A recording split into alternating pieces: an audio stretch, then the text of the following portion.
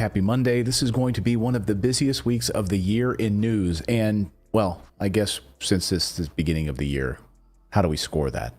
I don't know, but it's going to be a busy week. It might, yes, I'm going to go on record and say that this is going to be the busiest week of this year in news in 2021. No week could even come close to the amount of news that we have in this week.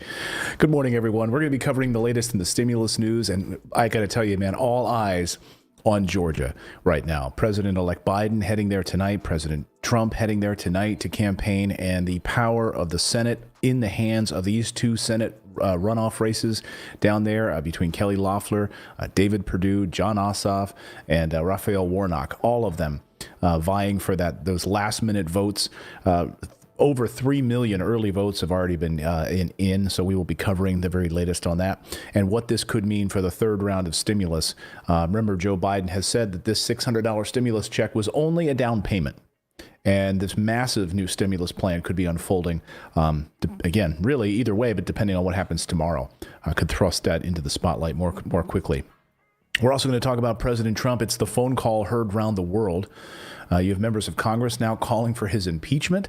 Here we go again, round 2 of impeachment, possibly, with this phone call to Georgia, basically demanding that Georgia find 11,000 votes. We'll go through all of that. Plus, breaking news this morning out of the UK, where Julian Assange is in front of a judge, and we will have the latest on the Julian Assange extradition to the United States coming up in here in just a few moments. So all of that and more on the show today. Man, we got to chalk this. Seriously, this week is going to be crazy. Now we had the Speaker of the House vote yesterday. We have Georgia runoff on Tuesday. We have the certification of electoral votes and the 11 senators that are standing up saying they're not going to certify election results for Joe Biden. The list goes on. Plus Friday, we have big jobs numbers. So there's a lot happening this week. Grover is here. David is in the control booth. Good to see you, my friend. Good morning. Hope you had a good weekend. I did. A lot of sleeping. Yeah. Well, this was like the last weekend of the kids being off school. So they did not want to go back. They're like, oh, no, we want more Christmas. And it's like, I think of the Christmas song, and parents can hardly wait for school to start again. Do. And I was like, yeah, let's go. This morning we were like, let's go. You guys ready? Let's get out that door. Let's get to school. I had pom-poms and we're doing backflips and put on some music. Okay, I want to see that. Good time. Is there a video of that? If there's no video, it didn't happen. Cheerleading outfit out. Christmas tree's gone out of the background. Christmas tree is gone. That's right. Pack that up. I felt like because I'm under more scrutiny now because, literally have the cameras on my Christmas tree. So if I let that trickle on. But people are saying, January 7th is when you should really. I'm like, nah. This weekend, right after New Year's, that's time. Let's get it all cleaned up. Give us some space in our house back. Good to see everybody. Welcome.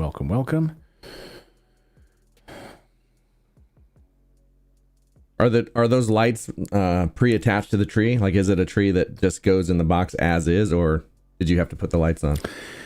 No, I had to put it all together. So my own separate lights. But we do the artificial tree. I just can't. Since we were young, my sister actually had a pine tree allergy. So when we were little, she had this bad allergic reaction near the holidays. We had to take her to the hospital, and the doctors were like, "Yeah, it's the real Christmas tree is bad. So get rid of that." So then I grew up with an artificial tree because my sister had an allergy, and then just never got one again. It's like, okay, and it's just easier. I don't know. I just find it. Yeah, no, I find it easier too. When I used to do that.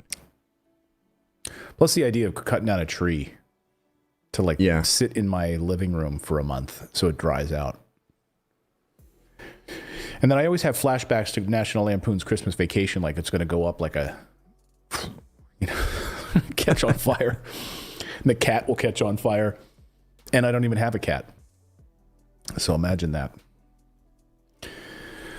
How is everyone looking in the live stream? Good to see everyone this morning.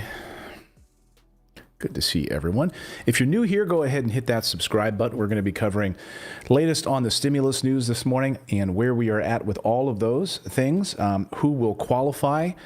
By the way, there are some limitations. I see some of you saying, I just did not get my stimulus check yet. And there could be a couple of factors and reasons why you didn't receive it just yet. We're also going to be playing you some audio tape. Gone through, made the mistake of really listening to this entire phone call that Donald Trump had to make in Georgia, and pulled out some good parts for you to hear. And there's some interesting breaking news on Alexandria Ocasio-Cortez this morning. I'll get to that a little bit later on the show. So we've got a jam-packed Monday for you. Grover was just busy yelling at somebody. Good morning, Cutie Pie 308. Good morning, everyone. Doc Rio TV, good morning to you, Doc. Charity Goodrow, I will try to bring good news. William Lidgett, happy Monday, William. Kelly Wilcox, good morning. Matria and Charles, good morning. We turn on our members-only chat here in just a moment. Sasha, good morning to you. That way it makes it more, like people said, oh my gosh, like the other night I did a live stream, people are like, oh my gosh, I wish you would have turned on members-only chat because it just flies by. And then it's a really terrible experience for those of you in the chat if we don't have it at least contained so that we can have better conversations here. And I read the chat during the show, and so does David. We're keeping our eye on it, bringing up relevant questions for the topics that we're discussing. So we want it to always be a good experience for you. Good morning, Morris Mob. I go to other streams and stuff and watch, and as a participant, like it was funny because Jimmy Dore was streaming the other day, and people started hashtag slow the chat.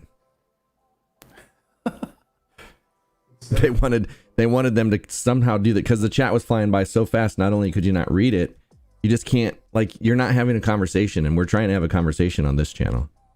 Actually trying to build a community here. I would say we're the only live morning show that has an interactive audience. Like, you might watch other shows. There's no live interactive component to the live daily news show. It's not. I mean, and this was something that when I was a news anchor for many years, when I was at NBC, when I was at Fox, one thing I always wished that we could do, and one thing that at least I tried to do was use Twitter. And so have some sort of an interactive element, but we couldn't. We never really were able to. And so now we have the power of being able to have an interactive audience. We can see, I can ask you questions in real time, like your thoughts on a particular story. Where do you stand on something? And that's why I love this format, for us to be able to do that on Twitch and YouTube and Facebook and Twitter and so forth. So to have that live interactive element is really interactive element is really great. Grover agrees. He loves interacting.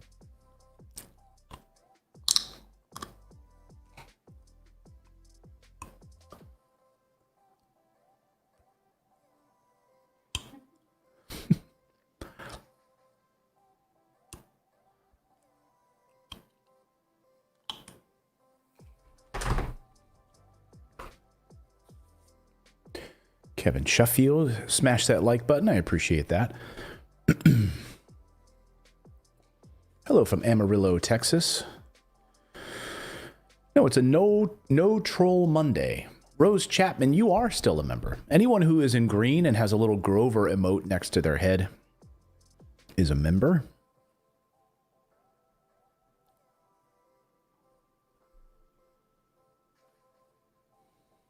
And Dolores Smith says, I love the morning mob. We'll call them, how about the Morris mob? Morning mob. The morning mob. I like the morning mob. What do you guys think?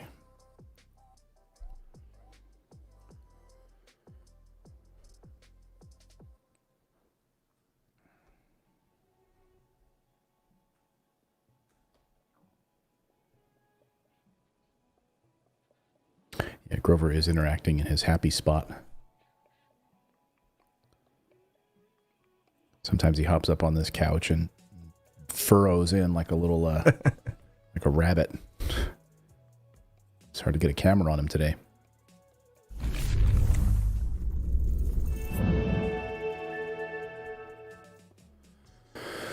Welcome into Morning Invest on this Monday, January 4th. I hope you guys had a wonderful weekend. There's been a lot of news over the weekend. This, again, is going to be one of the busiest weeks of the year. For news, it's the busiest week of 2021, and this could be one of the busiest weeks of the year in news altogether because of what's unfolding. So we have Speaker of the House, Nancy Pelosi, reelected as Speaker. There's a lot of uproar about these progressive members that came out and showed their support for Nancy Pelosi. Ilhan Omar, Alexandria Ocasio-Cortez, Cori Bush. We all thought, well, are they going to pick somebody else? Are they going to abstain, not vote? In the end, they went along with the centrist Nancy Pelosi, the entrenched Democrat. So there's some uproar this morning over that. And then, of course, tomorrow we have the big Senate runoff race in Georgia. So we will take you down there with the very latest on that. Those races are neck and neck. But what is at stake at this hour? There's a lot at stake, of course.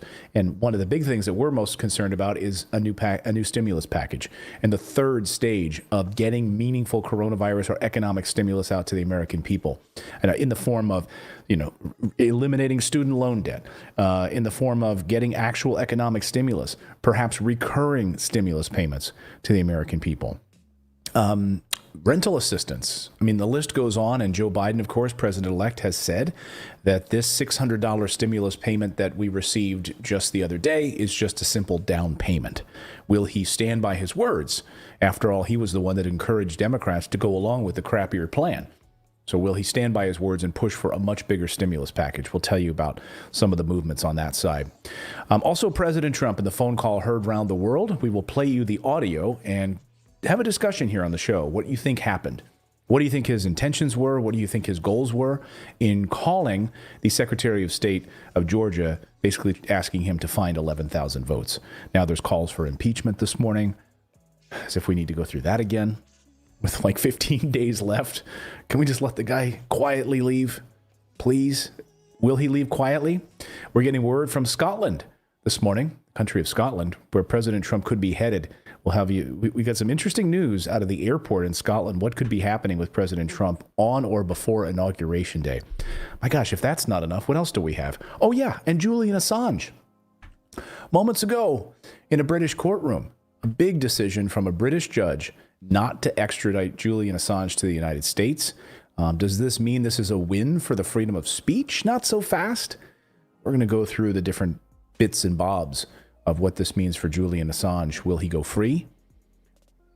Will he ever come to the United States to face charges for violating the Espionage Act? So much to discuss this morning. David is in the control booth, my producer, David. Good morning. Good to see you, my friend. Grover is here. Did you have a good weekend? I did. Out there in the Pacific Northwest? Yes, it just rained and rained and rained, and so we just had the fireplace on, and I remember passing out on the couch several times and sleeping. That's a lot of burritos. Yes. I texted you yesterday. I said, "Are you?" He said, "Oh, I got lunch on. I'm doing something. I got lunch on the stove right now." And I just assumed it was tacos because that's all you eat. And you said, no. It was burritos. So really mixing things up over there. Yes. Go nuts.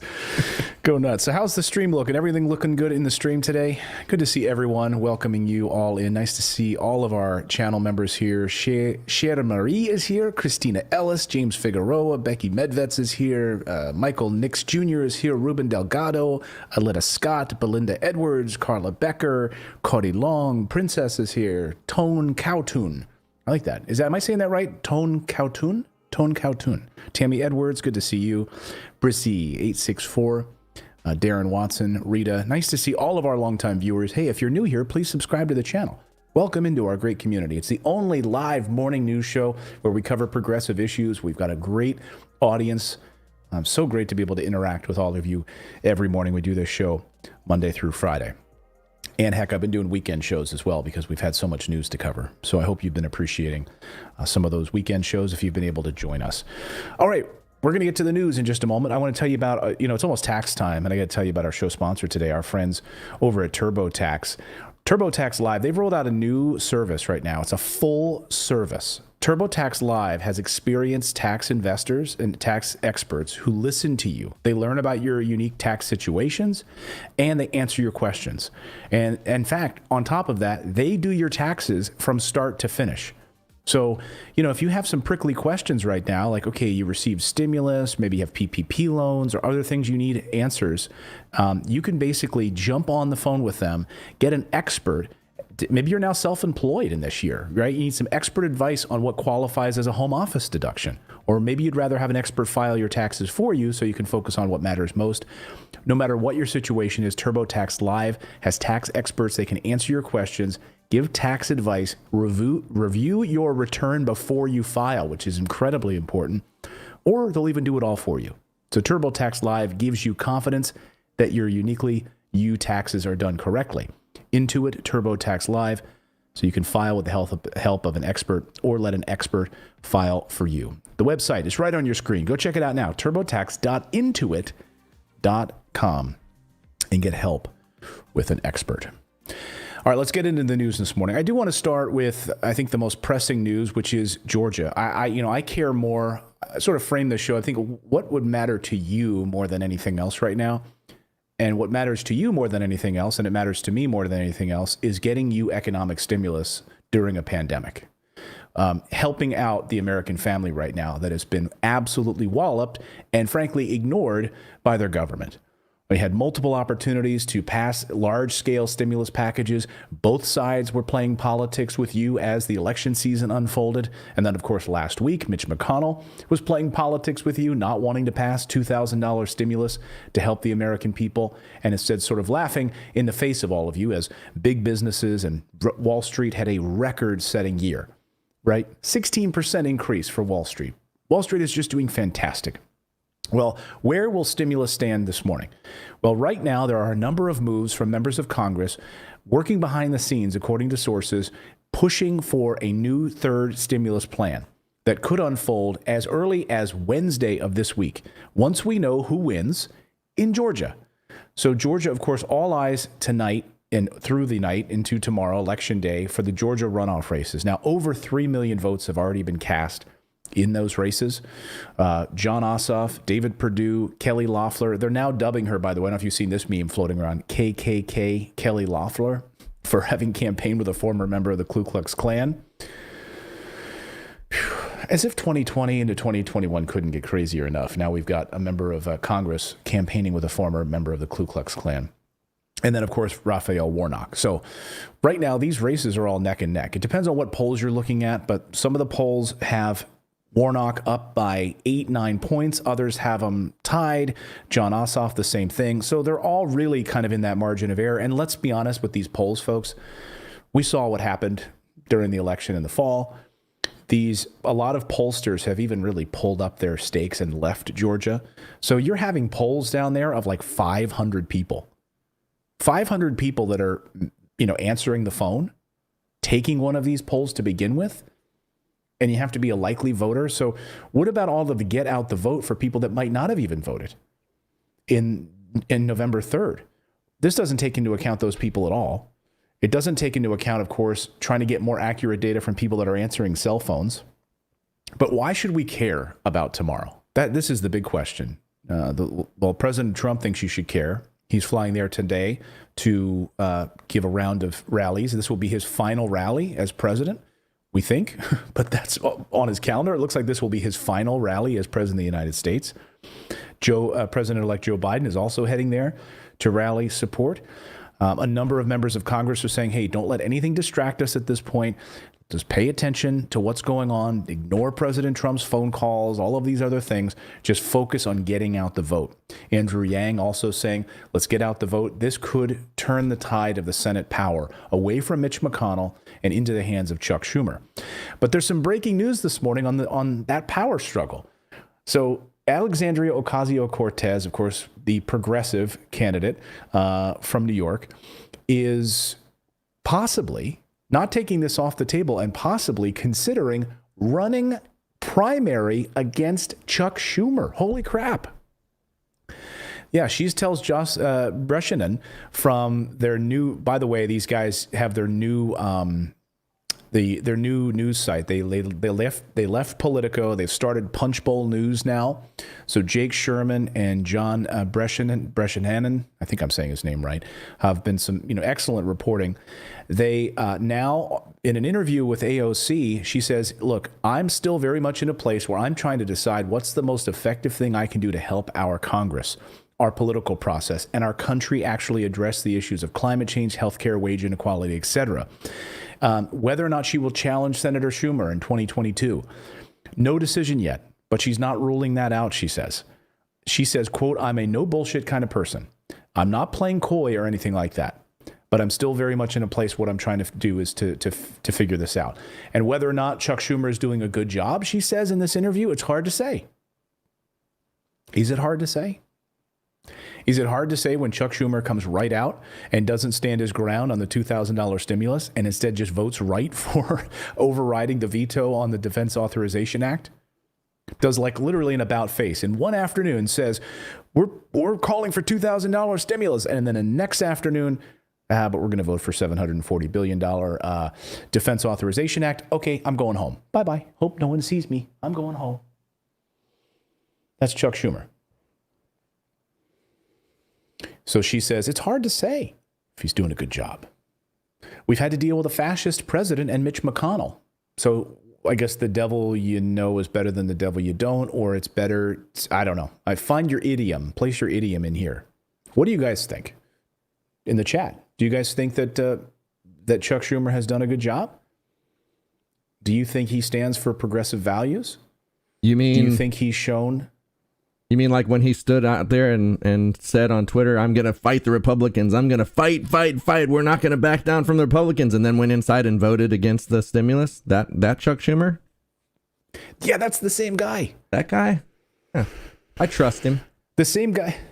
I trust him too. The same guy who comes out and says, calling on President-elect Joe Biden to make sure that we get meaningful student loan debt reduced in this country, eliminated up to $50,000 or more permanently, along with Senator Elizabeth Warren.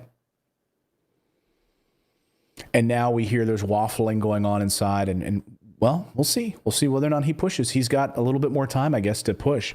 The idea is that these progressives can push members of Congress one particular way or the other, right? This idea that the squad or these progressive members can push Senator Schumer towards the things that we care about here on this show, like a meaningful stimulus package or even some form of universal basic income or increasing the minimum wage or workers' rights, etc. Not letting big businesses run roughshod over our people. But you see, the thing is with Chuck Schumer, he's been a part of all of those expansions. He's been a part of the expansions of Wall Street and the reduction of workers' rights over the past number of years. Chuck Schumer has been a part of that. He's been a part of expanding wars in the Middle East. He's been a part of that. We should just start calling all of them Biden Republicans.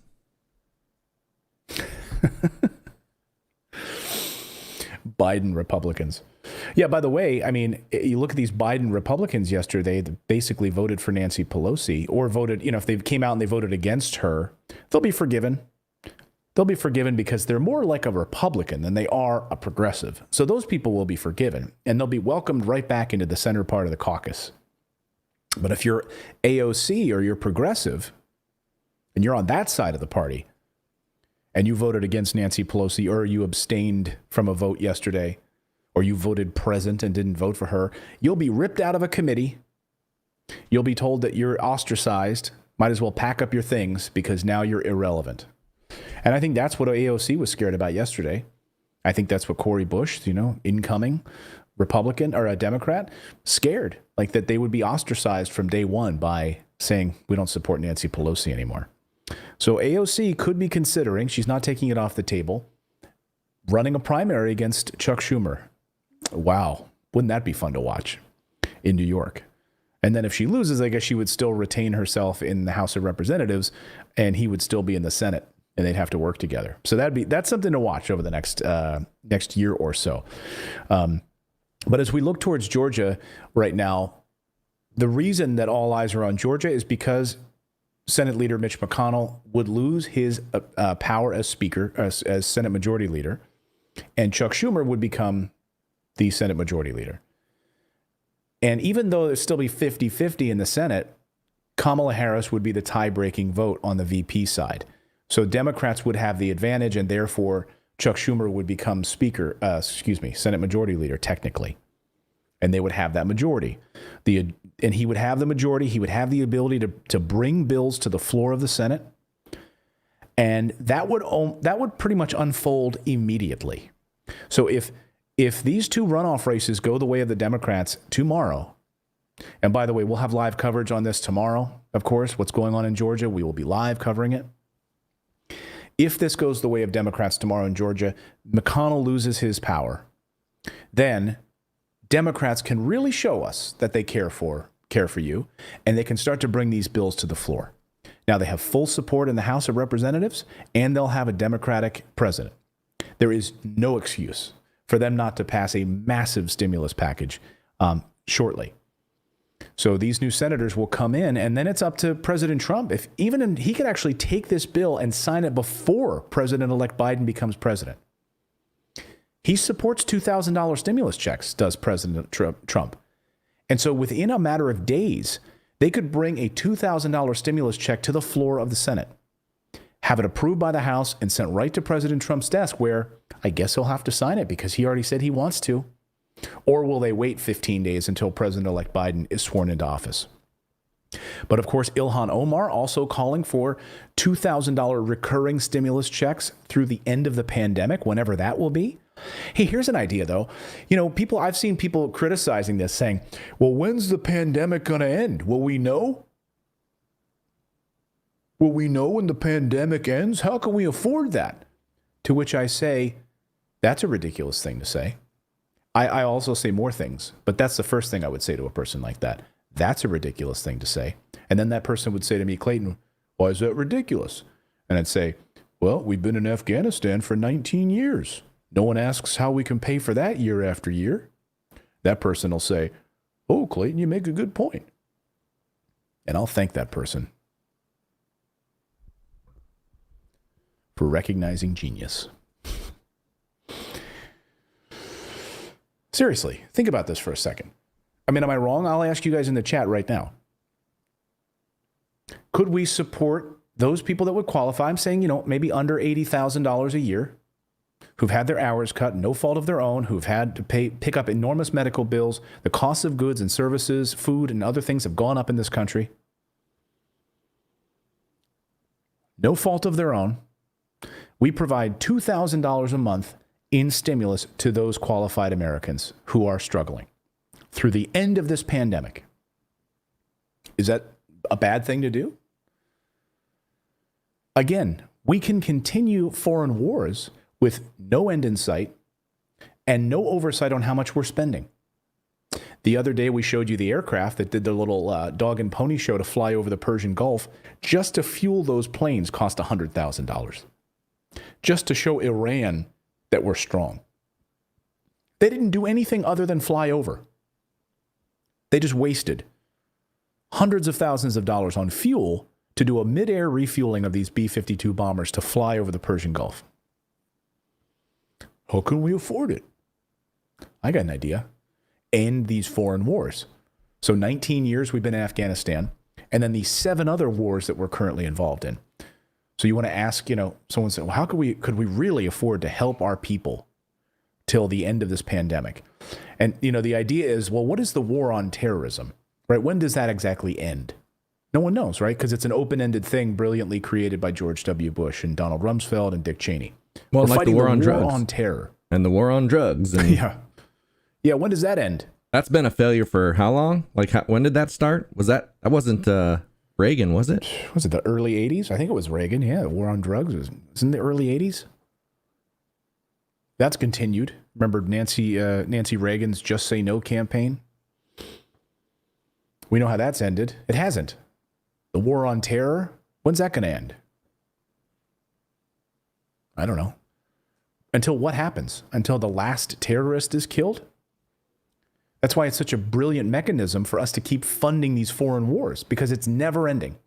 Because no one can come out and conclusively say that we've won the war on terror. President Trump comes out and says he's defeated ISIS, which is not true. And now it's popped up all over Northern Africa, setting up new bases. Now that's a new enemy we get to go after. And what's sad to me, what's sad is I see this all the time in the chat, and it makes me sad, is people are like, vote blue, vote Democrat, vote Republican. Like they choose a side, and neither side is working for us. Like, you're going to vote blue and you're going to get the same exact thing you're getting, and you're expecting that to be the change. And that's not going to be it. It's not voting blue. Yeah. Ladies, Fox on Fire. Thank you for your super chat. She said, government's supposed to work for us, yet they keep lining their own pocket with our money. Yeah. To David's point, both sides. So you have Nancy Pelosi, Chuck Schumer, these centrist Democrats who take millions of dollars from big corporate donors, just like Mitch McConnell on the red side, on the Republican side. Then you have these fringe candidates, these progressives, right, on the outside, and maybe these independents over here, and maybe these libertarian candidates over here on the right, who don't take that kind of money, right? Like the Squad or Cory Bush, or they take individual like $5 donations from real human beings instead of corporations. And so they're saying, I am not going to be bought and sold by big money. And that's the problem, is that both parties are almost one party in many ways. Why do you think they all came out and voted for the Defense Authorization Act so quickly? I mean, overwhelmingly. Democrats and Republicans overrode President Trump's veto overwhelmingly in the House and in the Senate. Because the moment you say, what are you, anti-troops? It has every party running scared. Plus, they get all of their big Boeing donors, Northrop Grumman donors, calling every member of Congress saying, hey, Chuck Schumer, yeah, I heard you might be considering voting against the Defense Authorization Act. Do you remember that yeah, that's right. We did donate $12 million to your reelection campaign. Are you going to make that vote happen? Okay, great, Chuck. We'll see you at our 3-martini lunch next week. Bye-bye. Well, and to the people... We need candidates. I was just going to say to the people that are... We need candidates... Sorry, I was going to say we need candidates where that phone call doesn't happen or that phone call gets hung up. I'm sorry. Go ahead. No, it's fine. Just so you guys understand, there's about a second latency between Clayton and I, so it sounds like we're interrupting each other, but we actually are not. He doesn't hear. It's weird. But anyway, it's the internet. Yeah, it's the internet. So, but people are like saying, well, but at least Democrats are a little bit better than Republicans. A little bit better how? That's what I want to know. How are they a little bit better? Mm-hmm. Because you hear about things like the Green New Deal, right? Oh, Democrats are pushing this Green New Deal. But when you actually dive into it and you think that Democrats are like the champions of these things that we care about, and you start looking through the pages of the Green New Deal and you realize it's like a big money grab for corporations once again. And so it really is going to take progressive candidates who are going to stand up to this big money stuff. I'm telling you, I know, she gets a lot of flack, and I'm not going to be one of these people that's going to pile on AOC, Alexandria Ocasio-Cortez. I mean, I disagree that she supported Nancy Pelosi, but I also understand what system she's in right now. So she's in the belly of the beast. And sometimes you kind of have to navigate that funky world in order to make real change. And I think that that's what she's dealing with. So I don't envy her that position. Right? She's elected as this outside progressive candidate who wants Medicare for all, wants universal health care, wants increased taxes on the rich, wants free public college, wants real green jobs and a battling climate crisis, like all things that I support. And, a revision of our prison system, which we're going to get to in the Assange story in just a moment, by the way, which I find hilarious and really troubling. We'll get to that in a moment. So she supports all of these things, but she's one person in a body of 434 other people in the House of Representatives, not to mention the Senate, not to mention a Republican-controlled White House. So can you bring forth bills that bring about change and discussion and get the ball moving? Yes. But you're operating inside this belly of the beast, this old system that you have to navigate and try to, I almost feel like you're being swallowed inside the whale, right? And you've got to cut your way out, figure your way out of this thing. So I don't envy her and the members of the squad and these other progressive candidates right now. I think they're doing great work. I hope that they do more of it. I'm not going to second guess every decision they make because I am not an elected leader. And I liken this to when I used to be a tech reporter. My wife and I talk about this a lot. I used to cover Apple. I used to go out to Google events. I used to cover all of that stuff. I'd see Steve Jobs on stage and go and check the brand new iPad for the very first time, and I'd review it and look at it. And then we'd go on these podcasts and talk about it and have discussions about it. And I always found it a little like, who gives you the right as this pundit literally going to comment on the 2-3 years it took this company to go through all of this research and development and testing and then to make a guess about what this company should or should not have done based on what they know internally. Here I am, this little TV reporter. I don't mean to be flip about it, but I just think there's a lot we don't know about that process and the backroom discussions that they have with other members of Congress. And maybe they're willing to say, let's go for Pelosi this time, but here's what we're going to do in 2 months because we're doing this. I don't know. I'm just saying I find it difficult sometimes to be like the pundit person, and to sit like I watch these television talking heads where they're just sitting on high. They've never built a product in their life. They've never built an iPhone. And here is this like 28-year-old kid sitting there criticizing everything. Same way I feel about the inner workings of Washington. It's a nightmare. And unless you've covered it for many, many years or been involved in it, it's very difficult to sort of just sit up on a hill and cast aspersions on it. So I'm trying to be careful about second guessing every decision that like AOC makes or Ilhan Omar makes or these people. But when it's sort of blatantly obvious, when Mitch McConnell does not bring a $2,000 standalone stimulus package to the floor of the Senate to help you, there's no excuse. There's no excuse. And you can look no further. You can throw out all ideas that he's under some other kind of constraint in those situations.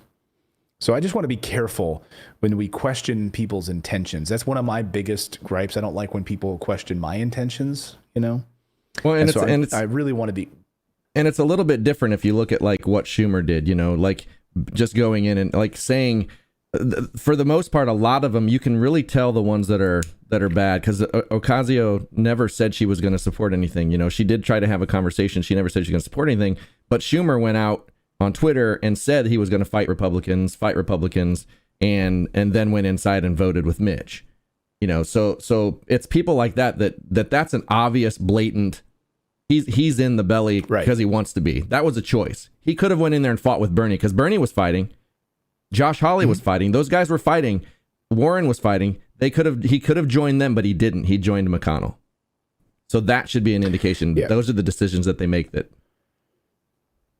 For sure. And that's where that's where hypocrisy to me is. That to me is the clearest light is hypocrisy. And that's when, you can shine a light right on these decisions. When he stands there next to Bernie Sanders and says, I support the senator from Vermont on this exact issue, $2,000 stimulus. And then literally an hour later, he's there voting for to override the veto for the Defense Authorization Act, which is a big wet kiss to defense contractors and nearly $800 billion. So I couldn't agree more with that. And that's to me like why hypocrisy is the biggest offender in all of this. So not to be on a side tangent there, but I just want you to understand, I don't ever want this show to be where I'm sitting on high as if I have all of the answers, if I know all of the inner workings of Washington. I've covered Washington for my very first job, going back 20 years, was covering politics.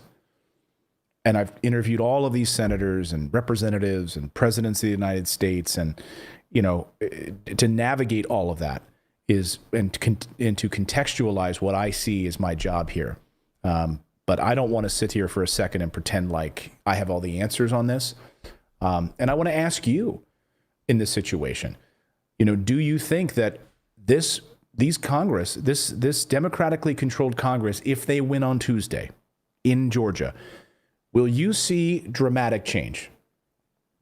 Will President-elect Biden stand lockstep with this Senate, a Democratic-controlled Senate if they win, and a House of Representatives, which is democratically controlled, and push for a massive stimulus package, eliminating student loan debt, pushing for a revised universal health care system in this country?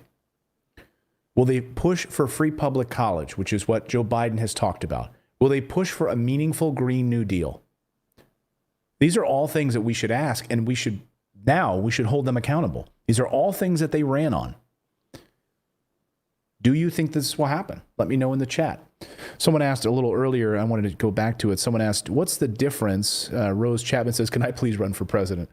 Thank you. I much prefer being able to do this show and contextualize the news and bring you these stories, holding these people accountable here. So thank you for that. But someone asked a question about, Clayton, can you explain the difference between a progressive and an independent?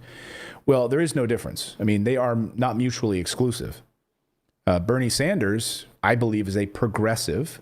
He stands for progressive things. Let's go. Let me do this before we move on to other news stories. Theodore Roosevelt was one of my favorite presidents. He was a progressive Republican. I love Theodore Roosevelt. I've got his books, biographies up on my bookshelf.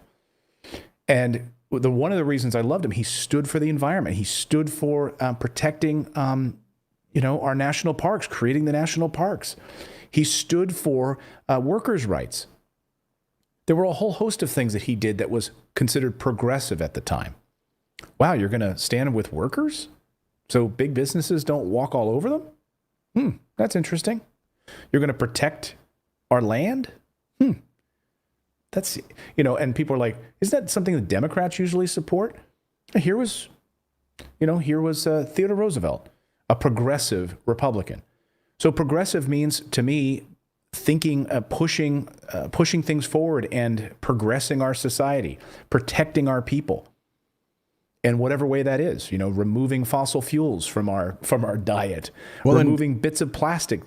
And didn't he come up with Social Security and almost Medicare for all at that time? Well,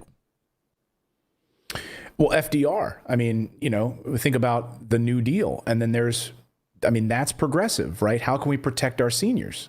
And creating a Social Security safety net for our senior citizens so that they're not in poverty. So these are progressive things. Some people can call these other things entitlements if you want to, but what are these people entitled to? They've worked their whole life paying into a Social Security system, and they get a little bit of a safety net so they're protected and not fall into poverty. I can't stand the word entitlement. That's, when Republicans are talking, that it's an entitlement. You're entitled. Oh, I'm entitled. I worked for 50 years. I've paid my taxes. I've paid into a system of a government that's supposed to protect me, and I get $1,000 a month in Social Security, and that makes me entitled? Give me a break. It's ridiculous. To be progressive is to push for the environment, to push for clean water for our kids, to push for clean air, to push for Medicare for all, universal health care for our families. That's progressive. It's progressive to want to reduce student loan debt in this country. It's progressive to want to make sure people have proper health care and get rid of this corrupt prison system that's destroying our country. That's progressive. How about eliminating drug crime? You could do that very easily by not making it, for nonviolent drug crimes, put them in treatment. Get them the treatment they need like other countries do, where you can eliminate that huge patch of our police force that just focuses on catching people with marijuana in their back pocket and throwing them away for 20 years. So all of those things are of concern to me. So a progressive can also be independent. Bernie Sanders, for instance, right? Bernie Sanders is the longest serving independent. He's registered independent, but he caucuses with Democrats. So he's an independent. He's a registered independent, but he's progressive. You could be an independent libertarian. So you can be independent. You just don't believe in either of these parties. And Bernie Sanders does not believe in the Democratic Party or the Republican Party, so much so to label himself as one or the other. And that's what it means to be independent. I personally have been a registered independent for 20 years. So I'm not a Democrat or a Republican. I could vote however I want. I vote my conscience based on who I think represents the values that I believe in. So hope that little discussion explains the difference there. But again, we've got a short amount of time right now, as Wednesday, Congress is going to meet to certify the Electoral College to declare Joe Biden the winner of the presidential election. Some GOP lawmakers, of course, like Senator Ted Cruz, are trying to delay that certification, which is unbelievable. And of course, tomorrow, Georgia, everyone has Georgia on their mind. Intense runoff races will decide the party that controls the Senate and the ability for Joe Biden to enact his agenda. And we've got to hold them accountable for that. So get ready to wait, because I'm just hoping that these results don't take forever, but I don't think we're going to know who won those races on Tuesday night. Let me ask you in the chat, how many of you think we're going to know who won the Georgia runoff races on Tuesday night? Danielle Moreno says they couldn't get us a one-time payment of $2,000. What makes you think for a second they're going to pass recurring payments of $2,000? Well, number one, 80% of Americans support it. And if there's anything we've learned in this last election cycle, it's that if you support things that the American people support, you tend to get elected. And so for those members of Congress who actually stood for Medicare for all, free public college in this country, those things that American people support overwhelmingly, they got elected.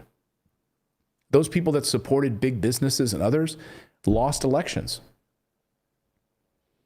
Katie Biodrosky says Dems aren't progressive either, though. They will say they'll put forth progressive policies to get our vote and then fall in line with Republicans because they know that's how they got their money. Exactly, Katie. Bingo. You win the Perfect Point of the Day award. That's exactly right. Because if you are bought and sold by special interests, if special interests are sending you millions of dollars, who do you think you're going to answer to? You're going to answer to the person that sent you millions of dollars for your campaign. That's how it works. It's sad, but it's true. How do you register as an independent? It's very simple. You can register as an I when you register to vote. And the beauty of doing that is in many states, you can vote in either primary then. So because if you're not Democrat, you can vote in all of the primaries typically. And it depends on state to state how that works. Ron Keeley says, my wife and I didn't know we were progressives until we started listening to you. Thank you, Clayton. Thank you, Ron. I think you'll find is that the rhetoric itself is fascinating, is that I think most people agree with these issues that we talk about on this show. Like if I ask you, hey, are you in favor of every American having access to quality health care so they're protected? Yes, most people would say that, right? Hey, Ron, are you in favor of ending these ridiculous wars throughout the world where we spend trillions of dollars every few years to bomb other countries for no reason? How is it helping you? Do you support ending these foreign wars? Guess what? A majority of Americans don't want us to be at war. These are not crazy radical ideas, are they? I mean, but when it's couched rhetorically by Republicans, it's like, do you support the troops? Well, yeah. Well, then we got to keep paying them to be over in Iraq and Somalia. We got to make sure that they're taken care of. Oh, yeah, I guess I do support the troops. That's right. Then we got to keep feeding the military-industrial complex, don't we, Ron? Well, and the thing is, if you poll the people, you know exactly what they want. And most of the ideas that people vote for are progressive ideas. It's just that's not what the Republicans or Democrats want. So that's not what we get. If they actually listen to the people, we would have a more progressive government. Right. But that's why our politics is broken. And that's why we need people like you watching our show right now to vote for progressive candidates. Again, I'm working on a list, it's not done yet, of progressive candidates who are planning on running or are running and in these different municipalities and different districts. And look, we have to hold them accountable. We don't have an endless supply of these people. Which is why I'm not so ready to jump all over Alexandria Ocasio-Cortez when she does something that's not totally 100% in the progressive lane. because it's not as if we have a massive pool of these people to pick from right now. And so I think, yes, we want to hold them accountable, right? They got elected. AOC got elected to stand for us, to stand for the people of New York, to push progressive ideas and get them through Congress. That's why she was elected. And if she starts to fall back towards the middle and she starts to take money from big businesses, that's when you vote her out. But she's not doing that yet. You can scrutinize where she's gotten money from and all of that. But, just let's take a deep breath. We got to find more candidates like that. We've got to increase that pool. And that's where we really can create a fracture in the Democratic Party, pushing out a Nancy Pelosi, pushing out these centrist Democrats as much as we can. By the way, we talk about this and write about this in our daily newsletter. I would encourage all of you to check our daily newsletter. It's totally free. We publish it Monday through Friday. Just go to morninginvest.com, sign up with your email. Make sure you're on our safety list, meaning that you put us in your inbox or VIP or whatever, so that way you don't go to spam, and then you'll receive the newsletter first thing in the morning right to your inbox. So I appreciate your support there. Boy, we've got a lot more to talk about. So let's talk about President Trump, because this Georgia race is getting a lot of attention, of course, and President Trump is going to be there tonight. But he made a phone call. He made a phone call over the weekend that is now causing quite a stir, where you have members of Congress now calling for his impeachment. Representative Bernie Sanders saying, "No, Donald Trump, there are no votes for you to find. The American people have spoken, and at 12:01 p.m. on January 20th, you will no longer be president." Here's Ilhan Omar says, "This is clearly an impeachable offense, and I believe there is nothing under the law giving Trump immunity from criminal process and indictment for this conduct. The Law and Order Party is a farce." So what are they talking about? Well, the phone call, of course, to Georgia, calling the Secretary of State, President Trump did, with a whole group of people around him. And they recorded the call and asking him, basically, the Secretary of State, to find 11,000 votes. Go out there and do it. Now, I want to play, this is the beginning of the tape, and then I've pulled out a few minutes that are really relevant. So I'm going to kind of give you the intro here, and then I want to pull out the best few minutes for us to listen to together. But here's just the intro to the call with Mark Meadows setting the stage for this thing. Are aware. On the line is Secretary of State and two other individuals, Jordan and Mr. Germany. With him, you also have the attorneys that represent the President, Kurt and Alex, and Cleta Mitchell, who is not the attorney of record but has been involved, myself, and then the President. So, Mr. President, I'll turn it over to you. Okay, thank you very much. Hello, Brad and Ryan and everybody. We appreciate the time and the call. So we've spent a lot of time on this, and if we could just go over some of the numbers, I think it's pretty clear that we won. We won very substantially, Georgia. You even see it by rally size, frankly. We'd be getting 25,000, 30,000 people a rally, and what does that have to do with anything? The competition would get less than 100 people, and it never made sense. But we have a number of things. We have at least two or three, anywhere from 250 to 300,000 ballots were dropped mysteriously into the rolls. Much of that had to do with Fulton County, which hasn't been checked. We think that if you check the signatures, a real check of the signatures going back in Fulton County, you'll find at least a couple of 100,000 of forged signatures of people with who have been forged, and we are quite sure that's going to happen. Another tremendous number. We're going to have an accurate number over the next 2 days with certified accountants, but an accurate number will be given. But it's in the 50s of thousands. In the 50s of thousands. We haven't been able to provide any evidence to you yet, but we'll get it to you eventually. So that's the setting. That was the beginning of this phone call. It went on for an hour. And Mark Meadows is there. There's a whole raft of people speaking with Brad Raffensperger, the Secretary of State in Georgia. I can only imagine what it must have been like to sit there on the speakerphone as Secretary of State of Georgia listening to this listening to this president calling you, basically asking you to find votes. I mean, like, go out and find them. If you don't have them, make them up, basically. And you're sitting there. I can only imagine what that must have looked like across the table. Like, is he really saying this? Is he saying this? Here are a few minutes of the most important part of this phone call. Now listen to this. We have won this election in Georgia based on all of this. And there's nothing wrong with saying that, Brad. You know, I mean, having a correct, the people of Georgia are angry. And these numbers are going to be repeated on Monday night. So tonight at his rally, he's planning on putting these numbers up and talking about it. By the way, I don't know how exactly this helps Kelly Loeffler and David Perdue. If you're telling everyone that these numbers, like, it's all fake, don't believe the election results, are people going to go out and vote? You're asking them to go out and vote on Tuesday as part of a corrupt process, which there's zero evidence of in Georgia? That there was mass corruption? Along with others that we're going to have by that time, which are much more substantial even. And the people of Georgia are angry. The people of the country are angry. And there's nothing wrong with saying that, you know, that you've recalculated. Well, Mr. President, the challenge that you have is the data you have is wrong.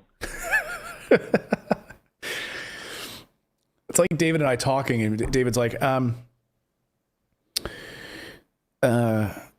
see that you, I see that you went live on Sunday at 9 a.m. and but it was at 1 p.m. Say, well, David, the problem is that you're wrong.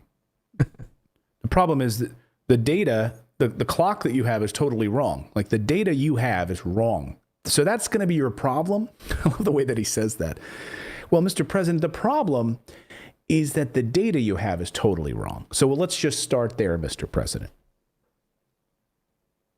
Now, do you think it's possible that they shredded ballots in Fulton County? Because that's what the rumor is. And also that Dominion took out machines. So there's a rumor. I'm hearing this. I'm watching, that Newsmax channel, and they're saying it. There's a rumor. Any evidence of that at all, Brad? You're the Secretary of State. You're a Republican. You supported me when I ran for president. Any truth to these rumors? That Dominion is really moving fast to get rid of their machinery. Do you know anything about that? Because that's illegal. This is Ryan, Germany. No, Dominion has not moved any machinery out of Fulton County. We're having. Well, but have they moved? Have they moved the inner parts of the machines and replaced them with other parts?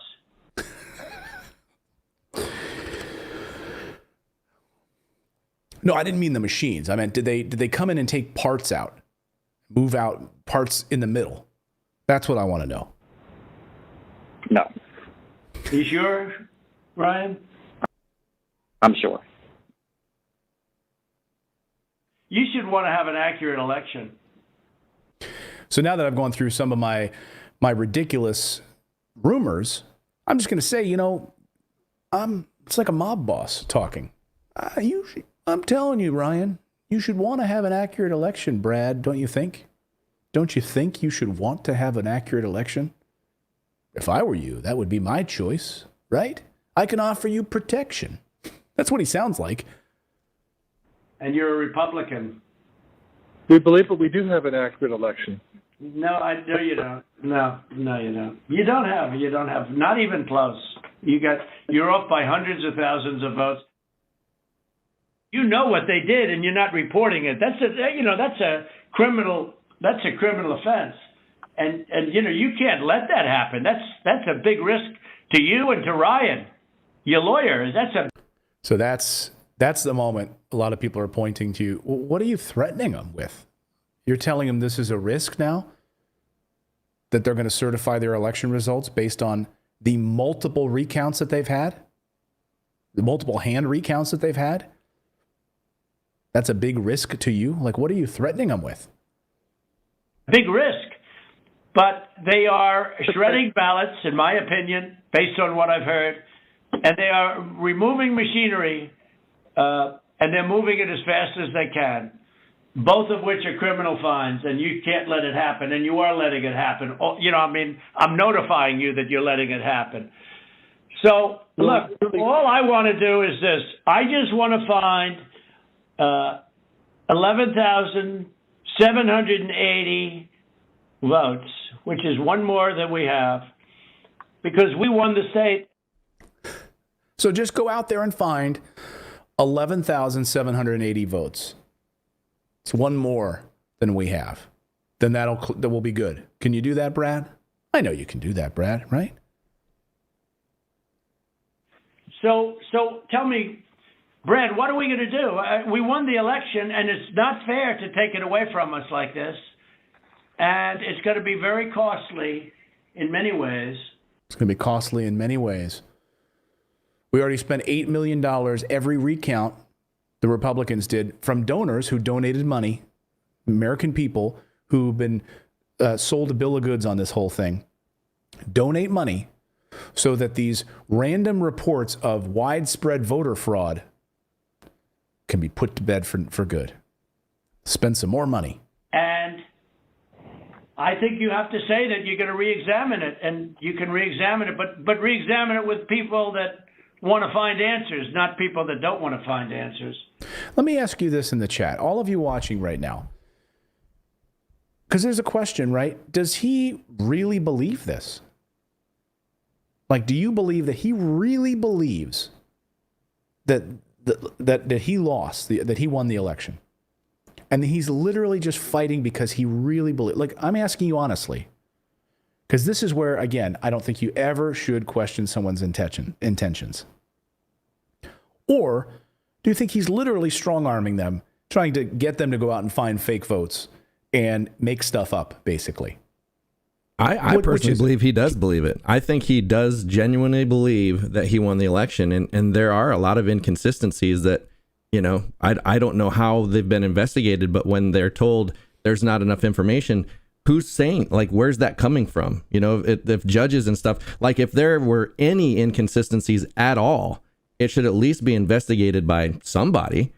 So I think that because there have been inconsistencies, he's probably inflating it like he does everything else. So I think there's a little legitimacy to what he's saying, but on the other hand, I honestly think he does think he won.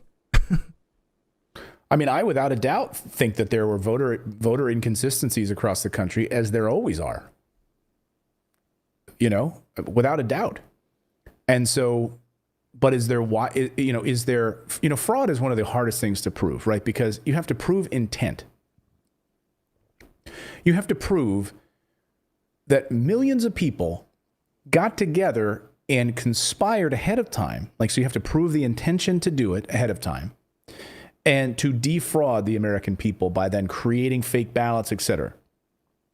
Inconsistencies, sure, where like a dead person voted or something like that. Yeah. Is there widespread voter fraud where there was millions of ballots that were created out of thin air and shoved into boxes and so? If there is, investigate it. I'd love to see that. You've had over 60 lawsuits now where you could have proven that or shown any evidence of that. Well, and I think that's the problem. I think the problem is that people aren't being allowed to investigate it. And people that actually don't have a vested interest in the outcome. Like, how do you find an organization that has no vested interest in the outcome to go count or look for voter fraud or whatever they want to call it, the inconsistencies? I don't even know, how, if they can't get access to count anything, how are they ever going to know? Like they're saying that they weren't able to see the counts, they weren't able to see things. You know what I mean? Like, even that is an inconsistency. Like, why weren't they allowed if they weren't allowed or whatever? Like, all these things. It's a conspiracy theorist dream here. Like this, they're just leaving this open for conspiracy theorists because nobody, in my opinion, credible, has gone in to investigate this. And how do you get that? Well, and what is credible at this point? I mean, that's the bigger question. I mean, so if you have Republican secretaries of state that are, they wanted Trump to win, right?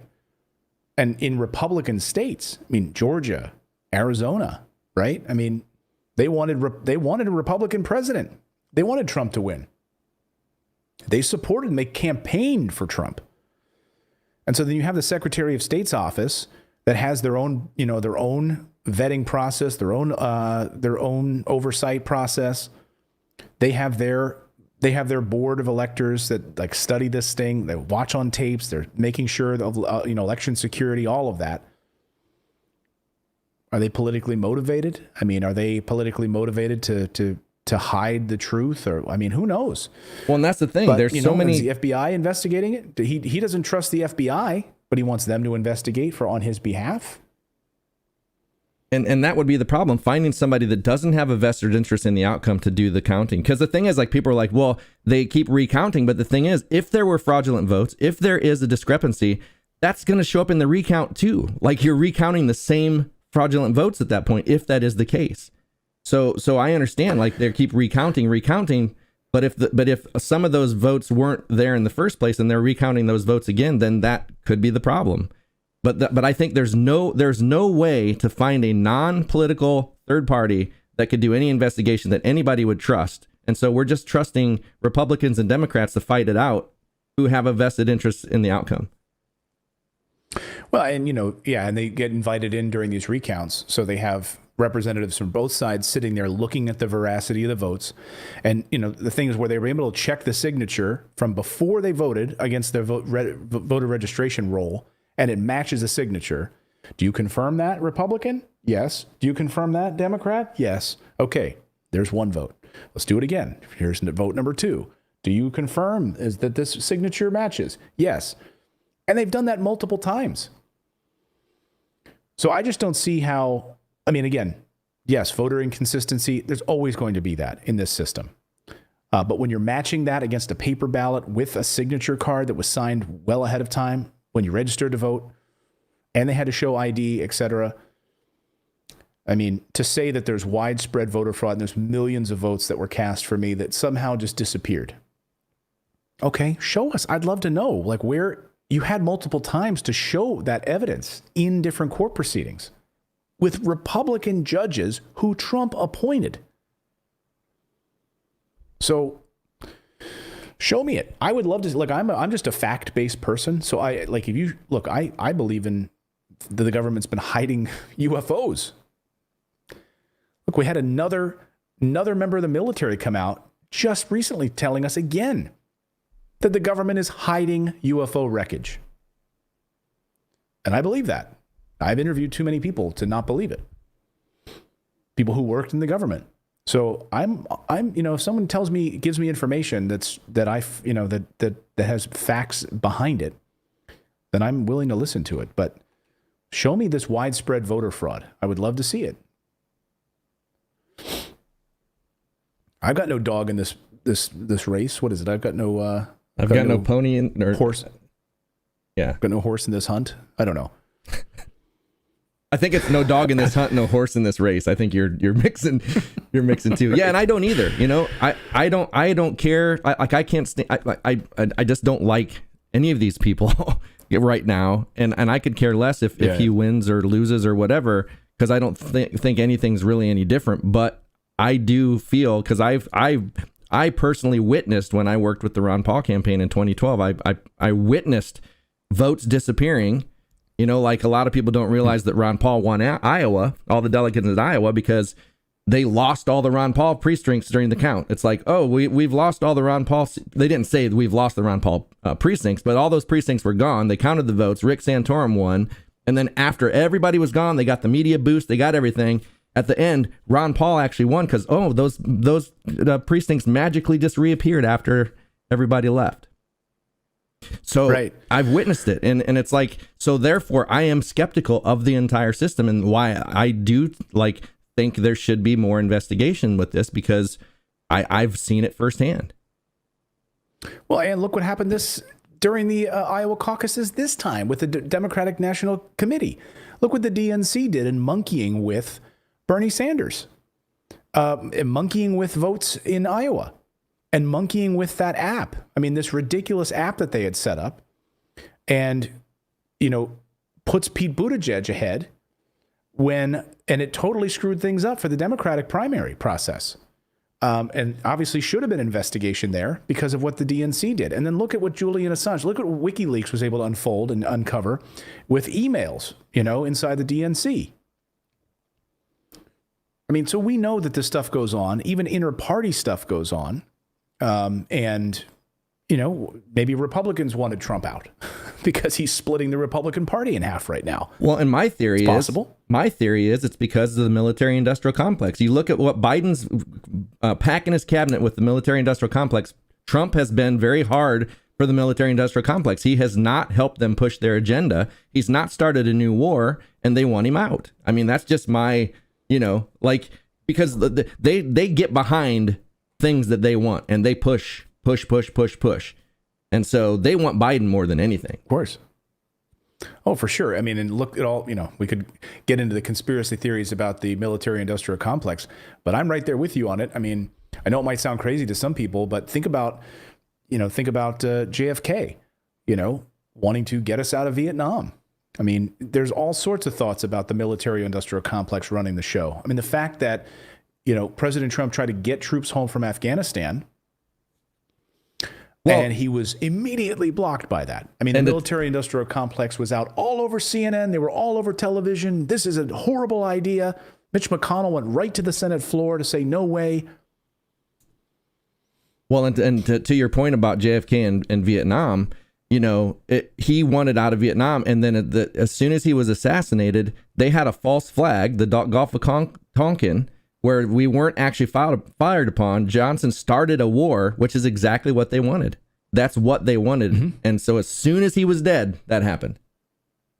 Exactly. Yeah, and the military-industrial complex loves it because now we're in a perpetual war, and we can continue to make all of this money. So I'll just ask you the question. Drop me in a line in the chat on this question. Do you think President Trump legitimately believes that he lost the election? Or do you think that he's making this up for political preservation or otherwise? I'm just surprised by this. But there is reporting this morning on this very question about what President Trump is about to do.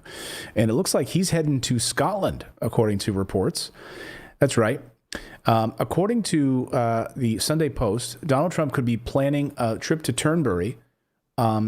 The Scottish airport has been told to expect, quote, a high flyer the day before Joe Biden's inauguration. What does that mean? That means that the Prestwick Airport has been told to expect the arrival of a U.S. military Boeing 757 aircraft that is occasionally used by Trump on January 19th. Now, you'll recall President Trump did not want to become president, right? And they had, on the night of the election with Hillary Clinton, they had told their pilot to gas up the plane for Scotland. Like they were going to go and get out of Dodge. And that didn't happen. They ended up winning. So why would we think this would be any different this time? So now that's the report from Prestwick Airport that the day before Biden is inaugurated, Trump's skipping town and flying out, which would be amazing because he won't be there, even though Newt Gingrich and others have said, Mr. President, you got to go to the inauguration. But he's not going to go, it looks like, according to these reports. They said sources at Prestwick Airport said 2 U.S. military surveillance aircraft were circling Turnberry in November using the Ayrshire Aviation Hub as a base. And they are reporting that Trump will break with tradition and snub the inauguration of President Biden on January 20th, instead announcing a re-election bid on Air Force One. So he's going to announce a re-election on Air Force One while he's flying to Scotland during the inauguration of Joe Biden. What do you think of that? Interesting times, my friend. Interesting times. That is love to hear your thoughts. I've heard people say that he plays 4D chess, that he's this. But the thing is, like, if you look, he's so childish. Like, this is just childish stuff. Right. I'm not going to be there. This is not fair. This is not fair. I'm a big baby. I mean, you hear it in the rest of this phone call. For instance, I'm hearing Ryan, and he's probably, I'm sure, a great lawyer and everything, but he's making statements about those ballots that he doesn't know. But he's making them with he did make them with surety, but now I think he's less sure because the answer is they all went to Biden. And that alone wins us the election by a lot. So. Mr. President, you have people that submit information, and we have our people that submit information, and then it comes before the court, and the court then has to make a determination. We have to stand by our numbers. We believe our numbers are right. Well, under law, you're not allowed to give faulty election results, okay? You're not allowed to do that, and that's what you've done. This is a faulty election result. And honestly, this should go very fast. You should meet tomorrow because you have a big election coming up, and because of what you've done to the president, the people of Georgia know that this was a scam. And because of what you've done to the president, a lot of people aren't going out to vote. And a lot of Republicans are going to vote negative because they hate what you did to the president. Okay? They hate it. And they're going to vote. And if you would be respected, really respected, if this thing could be straightened out before the election. You have a big election coming up on Tuesday. So get down there, make changes to these votes, get out there today, Monday. Let's see if Georgia does that today for the president. Because you know what? A lot of people are not going to come out and vote on Tuesday. I'm going to tell them on Monday how fraught this election is. So maybe he gets down there today and gives this speech. I'm going to be watching. I want to see the president's speech tonight, what he will say in front of this crowd in Georgia. Now, will he be there to say, you've got to vote for David Perdue, you've got to vote for Kelly Loeffler, and also, by the way, don't vote at all because the entire system is corrupt. And you can't trust your Governor Kemp, and you cannot trust your Secretary of State. They're corrupt. So go out and vote, even though it probably is corrupt and it won't work. I mean, how do you thread that needle? I wouldn't be able to do that. Like, I've covered politics for a long time. I don't know how you walk that fence. Man, we've had a lot of idioms and metaphors on the show today. We have. Dog in that hunt, walk in the fence. Cat in that rat house. Cat in a rat house. And I just want to address too, like, people are saying that I sound like a Trump supporter. I am no Trump supporter. I am a supporter of free and open elections and fair elections. And that's what I feel like. I feel like any microscope that is put on our electoral process to give us a true democracy, like we fight for all over the world, we're bringing democracy to the rest of the world, yet ours is so flawed. That's all I want. I just want a real democracy. So that's what I fight for. That's what I believe in. And I am no Trump supporter. Why would you want that? Well, because I feel, I mean, I really think they need to start listening. Why don't you just take the red pill or the blue pill and just go back to being blind? Just go back to like being in the system and where we believe that these politicians will actually do what they say they're going to do. And yet every day we live our life with our government screwing us over and big businesses walking all over us, and our big businesses polluting our water and our air. You could live like that. Yeah, that is the easy way. Just be a couch potato. But that's why you watch this show. I mean, that's why I thank all of you for supporting this show and subscribing to this channel, because we're going to have these discussions on this show that you're not going to hear on CNN or MSNBC or Fox or anywhere else. They're going to toe the company line. They're going to tell you what to think, what to believe. And we're going to, we are a fact-based show. But ultimately, we both want, like David and I both want the same thing, which is people are willing to trade their safety for their freedom. And that, I think, is at the heart of this, Edward Snowden debate, Julian Assange debate. And it's a matter of like, what do you want? Do you want to like live cushy where you think that everything is taken care of and you're just blinded by what these politicians do? Or do you want to be a part of this discussion, open your eyes and make real change in this country? And that's what we want. That's why I've been so concerned and focused on this Julian Assange story. So this morning, breaking news, a UK judge has ruled that Julian Assange should not be extradited to the United States. This is a huge, huge news story, and it broke with this on the BBC just a short time ago. Breaking news. The founder of WikiLeaks, Julian Assange, is finding out if he'll be extradited to the United States. He's accused of plotting to hack computers to obtain and disclose national defence information. Our crime correspondent, Martin Brunt, is at the Old Bailey. Martin, what's happening? I'm not sending you out. Well, Julian Assange has just been told good news by the judge who has said that she has disagreed with the American application to have him extradited. She has ruled that there will be no extradition, and she said... This is huge news, folks. The Old Bailey, of course, is the courtroom where all of the big cases unfold in England. Can you turn him down a little bit? He's much louder than you. Sorry. Yeah. But she, the judge... Better? No, it's still... You're not controlling it from the Go XLR. Said in the last few minutes now I can't hear it at all. She has decided that Julian Assange's... There, we'll just pause him. Well, here's the funny thing. When you pause a Brit, you can't tell he's even paused.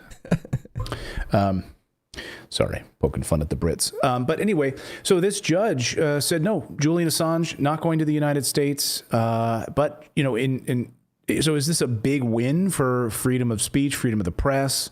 No, not necessarily. I mean, she did agree with the United States almost in every one of their complaints against him, that he stole classified information, et cetera, et cetera. But the one thing that stands out to me, and this is why we should all care about this story, at least, well, there's many reasons we should care about this story, that the number one reason that she would not send him to the United States is because of the United States prison system, which she thinks is an utter disaster. Well, like a humanitarian crisis. She's got a point. And we all know he would not get a fair trial in the United States. It would not be fair. No way. No way. I mean, and the United States prison system as a total mess. She worried really about his mental health, basically, that what would happen to him is that he would collapse. He would suffer irreparable harm mentally coming to a United States prison system. And we don't have a reputation for treating treasonous people very well. Look at Guantanamo. Like, we don't have a good record for the way we treat prisoners here. Right. So, you know, I think it's important to understand these things about our prison system. Glenn Greenwald, of course, who's been an amazing reporter who broke the Edward Snowden story. And frankly, we wouldn't know half of this stuff. I mean, we probably wouldn't know any of this stuff if it wasn't for Julian Assange and Edward Snowden. Bernie Sanders has been a supporter of Julian Assange. He's been a supporter of Edward Snowden, thinks that he's an American hero. I'll ask you in the chat, do you think that Edward Snowden is an American hero? I know we're not talking about him today, it's Julian Assange, but do you think that Assange is a hero? Well, and the real Virgo Queen is saying Trump would pardon him anyway, Assange, but no, he could have pardoned him already. I think, like, out of all the people Trump has pardoned, he should have pardoned Snowden and Assange. Like, those should have been the first pardons he gave. Right. And he has that ability. He can still do that. And so there's been a call among progressives to get President Trump to pardon Julian Assange and Edward Snowden. And right now, of course, Edward Snowden, I think, still in Russia, right? Julian Assange, though, there were two big pieces. There was the sexual harassment claim that I guess that time has lapsed on that piece, but there was also the fleeing the law and going to Ecuador, the embassy there. That, I guess, could still come up. So the question today is whether or not he'd be actually free. Now, the United States will, of course, try this again. They will appeal this and send this back to a higher court, perhaps. But the British judge, Vanessa Barrister, is pretty frightening. Her ruling is pretty frightening because it virtually supported every U.S. prosecutorial argument that was made during the extradition trial, no matter how absurd they were. So she fell in line. I mean, and she had repeatedly spoken out against Assange. So here was like not an impartial judge, but in the end, actually says that he shouldn't go to the United States, not for even the reasons that he shouldn't have gone, which are that he actually was sharing information with the world that we needed to see because these corrupt governments were doing things to us that they shouldn't have been doing. Not for those reasons. She just thinks the U.S. prison system is an absolute disaster, and she's right. I mean, what does that say about the United States prison system, by the way? which needs total reform. Max Blumenthal reports, as I reported, that CNN article was authored by a right-wing Ecuadorian who worked for an NGO sponsored by the State Department and UK government, and it relied on disinformation fed by the UC Global and CIA contractor that illegally spied on Assange. Literally regurgitating the same crap that's been floating around out in the media for a while, this judge supported. So in the end, though, Barrister ruled against extradition, not because the U.S. government has no business extraditing an Australian journalist through the UK for exposing war crimes, because the United States prison system is such a disaster. So Assange shows the world about the war crimes that are being committed, and the U.S. wants an Australian journalist flown to the United States to be tried against the United States Espionage Act, among other things. Of course, the same thing is true of Edward Snowden, and they could be pardoned if President Trump did this. It'd be amazing to see if Biden does this. But of course, remember, you had Hillary Clinton and other Democrats who did not think that Julian Assange is a good guy. Edward Snowden, Hillary Clinton speaking out against Edward Snowden. Well, but Obama calling him a hacker. Biden personally made it his person. I mean, Biden is the one who personally locked him in, forced him to stay in Russia. Like he could not leave because of Biden. Biden took it upon himself to take care of that personally. So will he have a change of heart? What do you think? Let's see. He hasn't had a change of heart in he's been in since the 70s. What do we got? 40 years of no heart changing from Biden. So yeah. So Glenn Greenwald tweeted a short time before this decision came out by the judge, said, "A decision will be issued tomorrow by the lower court British judge in the Assange extradition case. It's virtually certain that Judge Barrister, who's been openly hostile to Assange, barely even pretending to the extend basic due process, will rule for the United States." But then this happened. The rejection by the UK court of the US government's request to extradite Julian Assange to stand trial on espionage charges is obviously great news, but the judge endorsed most of the USG's theories, but ultimately found the US prison system too inhumane to permit extradition. And that's what the rest of the world thinks about our prison system. She agrees with everything else about the guy. I can't do it. Just can't send him to America. So he's not out of the woods yet. They're going to appeal this decision to keep Assange locked in the Belmarsh prison until that appeals process has been carried through all the way to its end. So he's not going to be released anytime soon. He'll be stuck in the prison system. They're having a bail hearing this morning, or on Wednesday, and whether or not he will remain in prison there until the bail offense is taken up. It all, of course, comes from taking political asylum at the Ecuadorian embassy in 2012. It's possible that bail will be denied and he will remain imprisoned throughout the United States government appeals process, which could, take years. Kristen Swenson says Snowden's truth throws Biden under the bus, so Biden will never budge. Yeah, it's disheartening. It really is when you hear Bernie Sanders coming out saying Edward Snowden is an American hero. The only reason we know that we were being spied on, every phone call being kept and analyzed by our government, and our government goes in front of Congress and lies to us, is because of Edward Snowden. Yeah, whatever happened to whistleblower protections? Now it's, the idea of whistleblower protections have been thrown out. I mean, they're under attack. And these governments doing these things to us, and it raises the question right now, would you rather be safe or free? I think that's at the heart of this question. Because if you just want to be safe, then hey, look the other way, right? Look the other way. Don't mind how we're constantly monitoring your emails and your phone calls and everything that you do, and the cameras on the street and everything that you do and everywhere you go. We know about it, but you're safe. Well, we know everything. Right? I'm actually surprised that Snowden and Assange weren't assassinated like Anwar al-Awlaki. I really thought that was a possibility when all that was happening. How angry they were and are at these two guys that just shed a light on what we do and how, like the torture and stuff. I think what'll happen though is they'd be martyred, of course.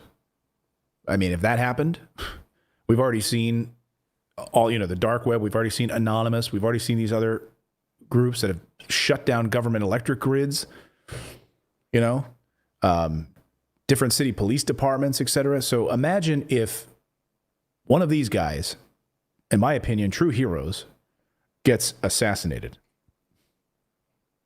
What that would look like. It's like Hydra, take out Assange and how many more will pop up?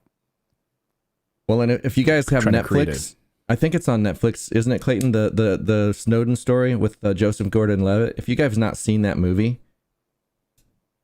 Yeah, we watched it the other night. I would highly recommend go check it out. Christine says, I got rid of my webcam and cover my cameras on my tablet. Yeah, I mean, we should all be using like ExpressVPN. Use a VPN service for, especially when you're on public Wi-Fi, et cetera. I mean, this stuff is so easy now to hack. It's just terrifying. And I don't trust our government as far as I can throw them. So you've got to protect yourself. And, I'm worried about what's going to happen. So now that you have a Democratic president who will be in office in a few weeks, and many progressives who stand and support what Edward Snowden did to shed a light on this, and Julian Assange, and the journalists, by the way, think about the assassination of journalists around the world who are going after these stories. It's I'm just worried what's going to happen under Biden. We'll see. You got the military-industrial complex, though, and all these military guys that are happy to be part of his cabinet. Let me know what you think about all of this in the chat today. Well, thank you guys for a great show today. I had a lot of fun on today's show, diving into some topics that we don't get to really talk about as much, but I think are incredibly important. So please subscribe to the channel if you're new here. If you care about these progressive issues, having a real discussion. You're not going to see them talking about this on the mainstream media. So please click here, subscribe. Did we get rid of the little Santa hat? I think we did, didn't we? Yeah, we did. Yeah, no more Santa hat. So if you're on YouTube, click here. If you're over on Twitch, hit that little follow button. Facebook as well, and on Twitter. Much love to all of you. And don't forget, our daily newsletter is totally free. So please sign up. It's totally free for you, and we deliver about 5 or 6 news stories first thing in your inbox, news stories that we think are important, fun, funny, culturally significant, and we write it first thing in the morning. Just go to morninginvest.com is how you do it. So we truly, truly thank you. Grover Cam got frozen for some reason.